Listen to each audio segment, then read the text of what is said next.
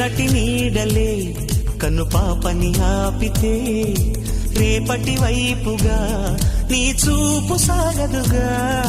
నిన్నటి నీడలే కను పాపని ఆపితే రేపటి వైపుగా నీ చూపు సాగదుగా. చుట్టమల్లె కష్టమొస్తే కళ్ళ నీళ్లు పెట్టుకుంటూ కాళ్ళు కడిగి స్వాగతించకు. ఒక్క చిన్న నవ్వు నవ్వి సాగనంపకుండా లేనిపోని సేవ చెయ్యకు.